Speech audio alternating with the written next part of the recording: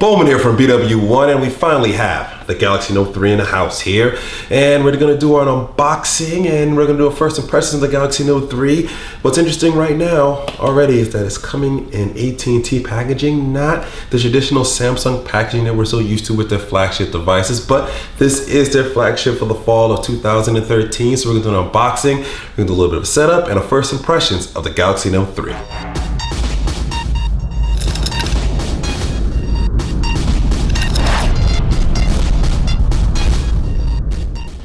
Alright guys, for this unboxing I decided to give a little bit of a different view here and maybe a little bit of a different angle, and using this sort of countertop here instead of our traditional unboxing table.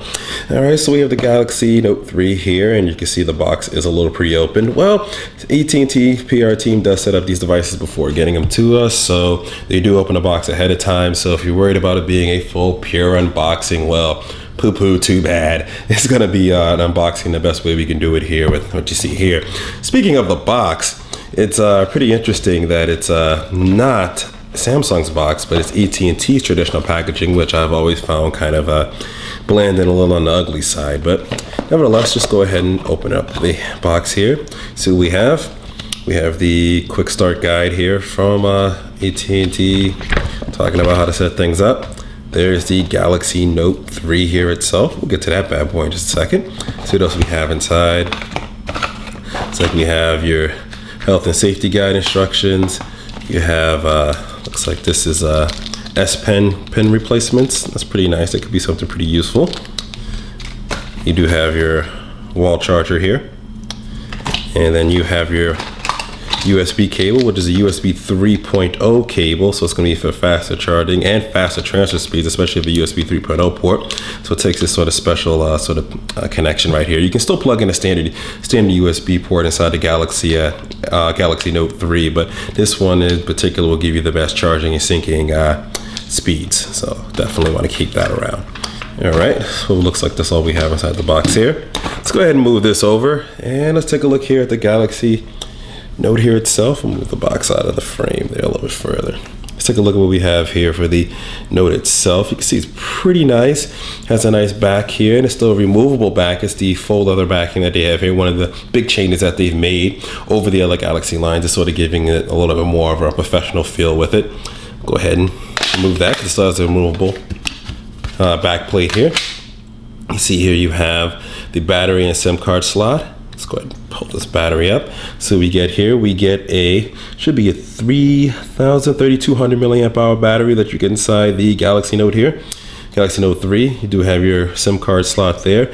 And I believe right next to that, looks like maybe it's a combo slot. Okay, it's a little bit different for Samsung. So it's a combo slot. So it's not only your SIM card, but it's also your micro SD card slot for storage, not micro USB, micro SD card slot for additional storage.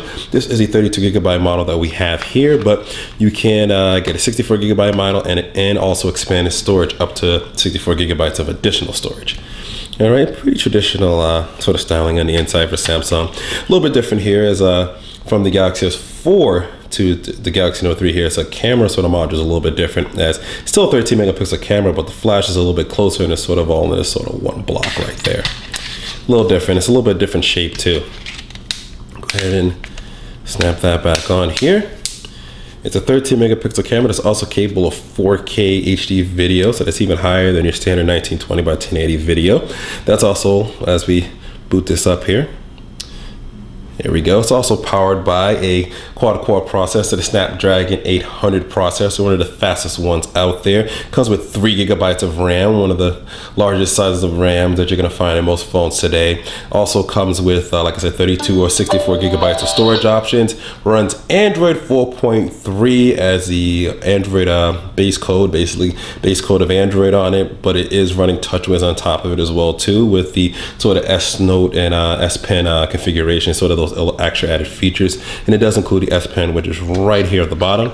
Sliding that out still activates it on here on the phone, but you can see a little bit different from the original one here. I'll put down the Note for just a second. A little different here. It's a little more rigid here at the top on the if we can get a little focus in on there. Maybe not, that's all right, but it still clicks down. a little bit better. It has some great additional functionality with it, which we will explore. Let's go ahead and take a look also around the device. Still has that same chrome trimming around that you see in the S4. Still a physical home button. The capacitive buttons here on the side, front facing camera at the top, 5.7 full HD display. That's 5.7 inches, full 1080p HD display.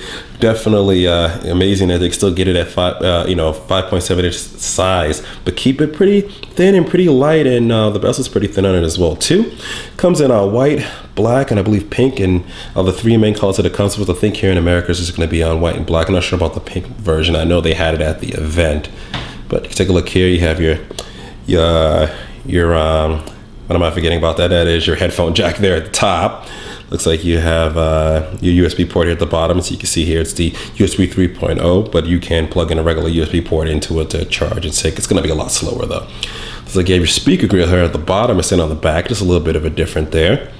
Your volume button right over here. And that's pretty much it. Your power button right here on the side. But that's pretty much it for style and design. Front facing camera there at the top at 1.9 megapixels. As we slide this open here, and we're introduced, like I said, with Android 4.3. Let's go ahead and actually, instead of using my fingers here, let's use the S Pen to kind of navigate around. Go ahead and come back out here. We slide it out. You can see some of the gestures and features that we can use. Let's see if I can get some of these right. I still have a little bit of, there we go. So that's one of the air commands that you can use on here to get to an action memo, scrapbook, screen wide, S Finder, pen window, and such to do different things. Let's go ahead and slide this down, go into the settings here, see what we have. All right, settings look similar as before. Most TouchWiz based devices. Look, we have connections, devices, controls. We've changed that around a little bit. In general, let's take a look here at the about device. Android 4.3 there, and you see that's Jelly Bean. Hold it down there, flick Jelly Beans all across the screen as such.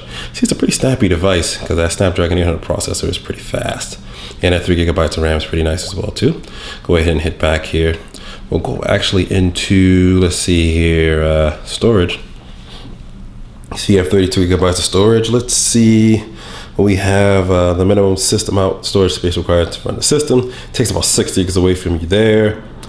That's pretty much the biggest amount that it takes. So you have 25.12 gigabytes of available storage to you to use as you want, which is pretty nice that you're able to get that, because back with the 16 gigabyte phones, especially when you can't move apps to the SD card and certain things such as, like, if you use something like Google Music, it can't cache to the SD card. You really do run out of space quite fast.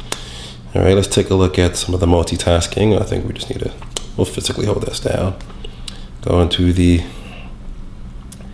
task manager here. We can take a look in Google Play. Speaking of Google Play Music, that's running right now for whatever reason. You can see what's downloaded. You can see the RAM. You can see 0.95 gigs of 2.3 gigabytes, 3.38 gigabytes available for you to use when you're running with the phone. So looks like there's about 512 megabytes. It's probably reserved for the operating system and such that it's always going to use, and it gives you 2.5 gigabytes. So that's pretty nice there. All right. So I had to head back home here. So go swipe around here. You have 3 home screens to choose from. You can obviously add more. Usually by going like that, you can add more to it. A little more refinement on those things right there. Excuse me there. Just getting over a bit of some allergies slash colds. Let's go ahead and head up here. So we have applications. Lots of the AT&T stuff. Yeah, a lot of the AT&T stuff. Not too much Samsung stuff I can see. You have S-Voice, Samsung apps, Samsung Hub. So they do have their stuff there. The watch on, and the usage meter. Looks like that's actually that's probably a AT&T added app. But you do have the S Translator, which is pretty nice. There's like some sketchbook as well too. Anything in widgets, action memo, AT&T search, traffic. This is all really fast and smooth from what I've noticed here. It's very responsive. It has to be with that processor and an added gigabyte of RAM there, and from your standard 2 that you see in most phones, seems to really make things go a lot smoother and faster here. Lock screen seems to be about the same. It does have blocking mode on here, which most Samsungs came with unless you had the Galaxy S4 for Verizon. For whatever reason, they removed the blocking mode. Silly. But you do have, looks like reading mode here. That's going to be interesting to kind of check out. Let's go in here. You have your additional settings to mess around and play around with too. So far right now, I'm kind of impressed with just the responsiveness, the speed, and the smoothness of the Galaxy Note 3, because we know TouchWiz can be a little bit of a resource hog, and a lot of times when carriers start adding their bloatware, it kind of slows down the device. But so far it's been a pretty nice experience here, so I'm gonna definitely have some fun getting to review this, getting to sort of jump around with all the stuff. Definitely do a camera test for you guys here. Actually, let's check out some of the camera settings here. Biggest viewfinder you're probably ever going to find on a smartphone. Let's take a look at the one thing here. I want to take a look at the settings and the recording settings. Let's see the photo sizes. Obviously set at 9.6. You can change that to 13 megapixels. Recording size, you have 1920 by 1080, but you do have the ability to go 380 3840 by 2160, which is 4K resolution. So we're definitely going to throw some 4K videos up here. You can record video, but you can't do a dual camera mode. Understand? It's a lot of processing power to be able to try and do both here, but we'll definitely do some 4K video uploads as well too. But overall, I am definitely impressed. I like the build quality of it. It's still, while it shares the design language of the Galaxy S4, it is a little bit different here. You can even see the ridges on there's ridges on the side of the chrome, which the S4 doesn't have. It's a little more smooth. The fold of their back is nice. You can see some of the software improvements. It's just a very fast and speedy, and still, you can still hold it in one hand, although I have pretty big hands here. But I do like it so far, and definitely check out all our videos that we'll be posting about it. You can do that by subscribing to our YouTube page here. Make sure you follow us on all the social networks, Google+, Facebook, Twitter. The link to that is all in the description, and at our main website at BWOne.com as well too. And always remember to live your tech world in high definition. Thanks for watching.